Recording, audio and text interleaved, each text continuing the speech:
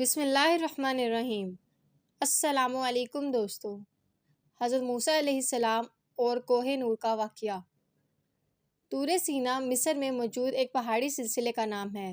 اس کا ذکر قرآن مجید اور تورات میں آیا ہے۔ طور سینا میں مختلف واقعات رونما ہوئے ہیں، جن میں حضرت موسیٰ علیہ السلام کا اللہ تعالیٰ سے ہم کلام ہونا، 40 دن کا میقات بنی اسرائیل کے 70 لوگوں کے ساتھ ملاقات پر جانا اور حضرت موسیٰ علیہ السلام کی وفات شامل ہے۔ پیغمبر اکرم صلی اللہ علیہ وآلہ وسلم نے طور سینا کے تقدس کی علت کے موارد میں سے ایک حضرت موسیٰ علیہ السلام کا وہاں پر اللہ سے ہم کلام ہونے کو قرار دیا ہے۔ طور سینا صحرائے سینا کے جنوب میں واقع ہے، جبکہ صحرائے سینا مصر کے شمال مشرق میں فلسطین، اردن اور سعودی عرب کے بارڈر پر واقع ہے۔ اس سمت میں بہت سارے پہاڑ ہیں، جن میں سے ایک طور سینا ہے۔ طور سینا وہ مقام ہے جہاں پر حضرت موسیٰ علیہ السلام اللہ تعالیٰ سے ہم کلام ہوئے۔ سورہ طٰہٰ کی 12ویں آیت کے مطابق وہاں پر اللہ تعالیٰ نے کلیم اللہ کو جوتے اتارنے کا حکم دیا، کیونکہ تم دعا کی مقدس وادی میں ہو۔ بعض نے اس آیت سے طور سینا کے تقدس کو ثابت کیا ہے۔ اسی طرح سورہ طور میں اللہ تعالیٰ نے اس پہاڑ کی قسم کھائی ہے۔ اس پہاڑ پر بہت سے واقعات پیش آئے۔ جب حضرت موسیٰ علیہ السلام کا حضرت شعیب علیہ السلام سے 10 سال کا معاہدہ مکمل ہوا تو آپ علیہ السلام نے اپنے والدہ اور بہن بھائیوں سے ملنے کے لیے مصر جانے کا قصد فرمایا اور حضرت شعیب علیہ السلام سے رخصت چاہی۔ حضرت شعیب علیہ السلام نے اپنی صاحبزادی کے ساتھ کچھ مال مویشی اور زاد راہ دے کر رخصت کیا۔ راستے میں ملک شام کے بادشاہوں سے خطرہ تھا، اس لیے عام راستہ چھوڑ کر غیر معروف راستہ اختیار کیا۔ سردی کا موسم تھا اور اہلیہ کے ہاں ولادت قریب تھی۔ پھر یہ کہ راستے سے بھٹک کے دور پہاڑ کی مغربی اور دانشمند جا نکلے۔ اندھیری رات تھی اور برفانی سردی۔ اس حال میں اہلیہ کو درد شروع ہو گیا۔ حضرت موسیٰ علیہ السلام نے سردی سے بچاؤ کے لیے پتھر سے آگ جلانی چاہی، لیکن پتھروں کے رگڑنے سے آگ روشن نہ ہو سکی۔ پریشانی کے عالم میں ادھر ادھر نظریں دوڑائیں تو دور کوہ طور پر آگ نظر آئی۔ اہلیہ سے فرمایا، میں نے وہاں آگ دیکھی ہے، وہاں جا کر تمہارے لیے آگ لاتا ہوں، اور ممکن ہے کہ کوئی بندہ بشر بھی مل جائے جو راستہ بتا دے۔ غریب پہنچے تو ایک حیرت انگیز منظر دیکھا کہ ہر ایک سبز درخت کے اوپر آگ کے شعلے بھڑک رہے ہیں، مگر درخت کی کوئی شاخ جلتی ہے اور نہ کوئی پتا دھواں ہے اور نہ تپش، جبکہ درخت کی سرسبزی اور شادابی اپنے عروج پر ہے۔ بعض روایات میں ہے کہ جب آگ ان کی طرف بڑھی تو وہ گھبرا کر پیچھے ہٹے اور جیسے ہی واپس کے لیے مڑے، آواز آئی، اے موسیٰ، یقیناً میں ہی تمہارا پروردگار ہوں، تم اپنی جوتیاں اتار دو، تم دعا کی مقدس وادی میں ہو، میں نے تم کو منتخب کر لیا ہے، تو جو حکم دیا جائے اسے کان لگا کر سنو۔ حضرت موسیٰ علیہ السلام نے جب اللہ جل جلالہ کی آواز سنی تو مبہوت کھڑے رہ گئے۔ آپ علیہ السلام نے فوری طور پر جوتے اتار دیے۔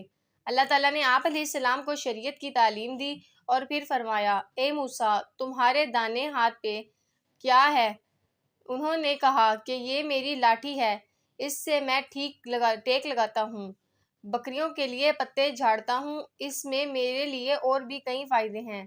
اللہ تعالیٰ نے فرمایا، موسیٰ، اسے اپنے ہاتھ سے نیچے پھینک دو۔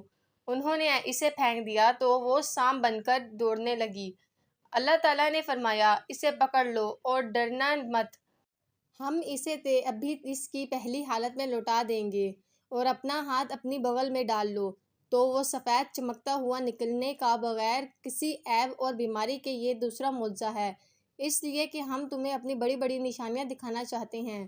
اب تم فرعون کے پاس جاؤ، اس نے بڑی سرکشی مچا رکھی ہے۔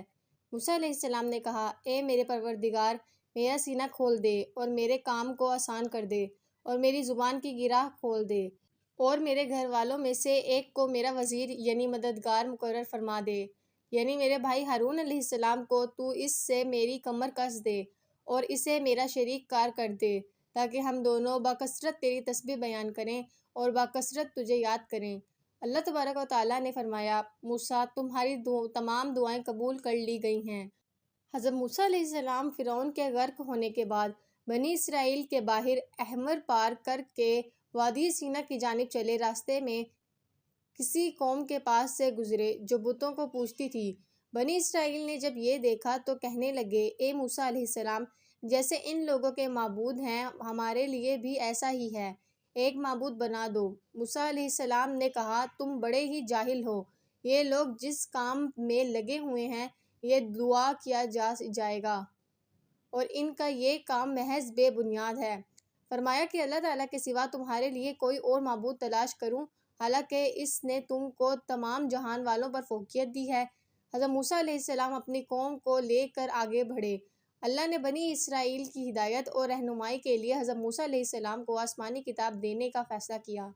چنانچہ اللہ عز و جل نے آپ علیہ السلام کو 30 راتوں کے لیے کوہ طور پر بلایا، جس پہ مزید 10 راتوں کا اضافہ کر کے اسے 40 راتیں کر دیا۔ حضرت موسیٰ علیہ السلام نے کوہ طور پر جانے سے قبل اپنے بھائی حضرت ہارون علیہ السلام کو اپنا جانشین مقرر کیا۔ حضرت ہارون علیہ السلام بھائی بھی تھے اور نبی بھی۔ حضرت موسیٰ علیہ السلام وقت مقرر پر کوہ طور پر پہنچے اور پروردگار سے ہم کلام ہوئے تو کہنے لگے، اے میرے پروردگار، مجھے اپنا جلوہ دکھا دیجئے، میں آپ کو ایک نظر دیکھ لوں۔ اور ارشاد ہوا، تم مجھ کو ہرگز نہیں دیکھ سکتے، لیکن تم اس پہاڑ کی طرف دیکھتے رہو اور وہ اگر اپنی جگہ پر برقرار رہا تو تم بھی مجھے دیکھ سکو گے۔ اور جب ان کے رب نے پہاڑ پر تجلی فرمائی تو تجلی نے اس کی پرخ سے اڑا دیا اور موسیٰ علیہ السلام بے ہوش ہو کر گر پڑے۔ پھر جب ہوش میں آئے تو عرض کیا، بے شک آپ کی ذات پاک ہے، میں آپ کے حضور میں توبہ کرتا ہوں اور میں سب سے پہلے آپ پر ایمان لانے والا ہوں۔ ارشاد ہوا، اے موسیٰ، میں نے تم کو اپنا پیغام اور اپنے کلام سے لوگوں میں ممتاز کیا ہے، تو جو میں نے تم کو عطا کیا ہے اسے پکڑ رکھو اور میرا شکر بجا لاؤ۔ اور ہم نے تورات کی ترخیوں میں ان کے لیے ہر قسم کی نصیحت اور ہر قسم کی چیز کی تفصیل لکھی ہے۔ حضرت موسیٰ علیہ السلام کا اللہ عز و جل سے ہم کلامی کا دوسرا واقعہ تھا۔ حضرت موسیٰ علیہ السلام جب 40 راتوں کے لیے کوہ طور کے لیے گئے تو پیچھے سامری نامی ایک تبنی نے حضرت موسیٰ علیہ السلام کا پڑوسی تھا اور بظاہر آپ علیہ السلام پر ایمان لا کر ساتھ ہو گیا تھا۔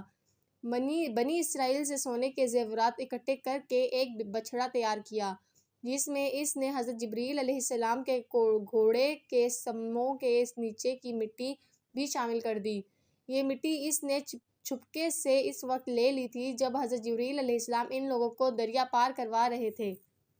یہ بچھڑا جب تیار ہو گیا تو یہ کچھ بیل کی آواز نکالتا تھا، یعنی جب اس میں ہوا داخل ہو جاتی تو اس میں سے گائے یا بیل کی آواز نکلتی۔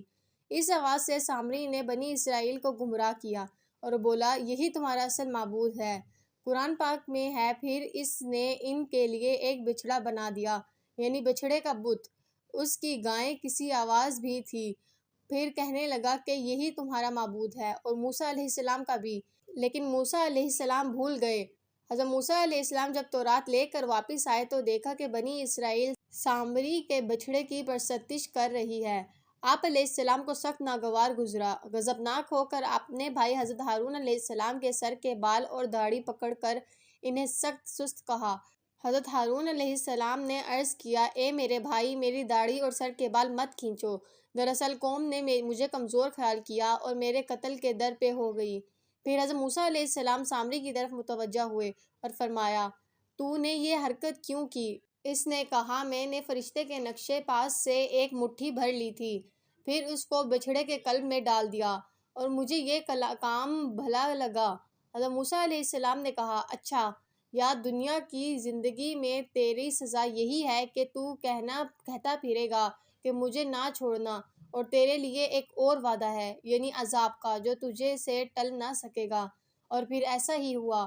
سامری عمر بھر یہی کہتا رہا کہ مجھے نہ چھوڑنا، کیونکہ اسے چھوتے ہی چھونے والا اور سامری دونوں شدید بخار میں مبتلا ہو جاتے۔ پھر وہ انسانوں کی بستی سے نکل کر جنگل میں چلا گیا، جہاں جانوروں کے ساتھ زندگی گزاری اور عبرت کا نمونہ بن گیا۔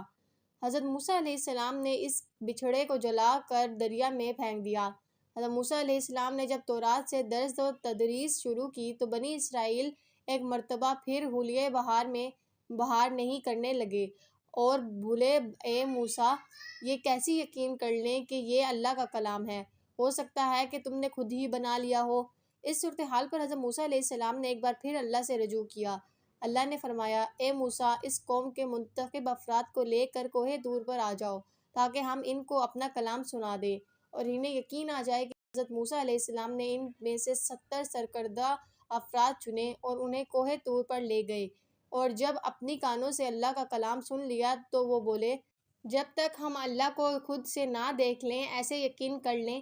ان کی اس ہٹ دھرمی اور سرکشی پر کوہ طور لرزا اٹھا اور اوپر سے شدید بجلی کھڑکی۔ اس کی شدت سے یہ سب بظاہر مردہ ہو کر گر پڑے۔ حضرت موسیٰ علیہ السلام نے اللہ جلال شانہ سے دعا کی کہ اس پر اللہ نے ان سب کو دوبارہ کھڑا کر دیا۔ پھر یہ سب کھڑکھڑا کر توبہ استغفار کرنے لگے۔ اللہ تعالیٰ نے ان کی دعا قبول کر لی۔ یہ لوگ قوم کے پاس واپس آئے اور توحید اور اللہ حضرت موسیٰ علیہ السلام کی رسالت کی گواہی دی، مگر کچھ دن گزرے تھے کہ حسب عادت پھر شرک میں مبتلا ہو گئے۔ اس مرتبہ اللہ تعالیٰ نے ان کے سروں پر کوہ طور کو معلق فرما دیا۔ قرآن پاک میں ارشاد ہے کہ جب ہم نے تم سے وعدہ لیا اور تم پر طور پہاڑ لا کھڑا کر دیا اور حکم دیا کہ جو کتاب ہم نے تم کو دی ہے اس کو مضبوطی سے پکڑے رہو، بنی اسرائیل اپنی سروں میں پر کوہ طور کو دیکھ کر بہت زیادہ خوف زدہ ہو گئے کہ کہیں اس بڑے پہاڑ کے نیچے دب کر ختم نہ ہو جائیں۔ چنانچہ وہ سجدے میں گر کر توبہ استغفار کرنے لگے۔ پھر حضرت موسیٰ علیہ السلام کی درخواست پر اللہ نے ایک بار پھر انہیں معاف کر دیا۔ یہ تھا کوہ طور کا قصہ اور بنی اسرائیل کی نافرمانیوں کے واقعات۔ یہ کیسے اللہ رب العزت نے ان پر بے شمار انعام فرمائے لیکن وہ پھر بھی سرکشی کی روش پر برقرار رہے۔ اللہ رب العزت ہمیں بھی اپنے نافرمانیوں سے بچائے اور صبر و شکر والی زندگی عطا فرمائے، آمین۔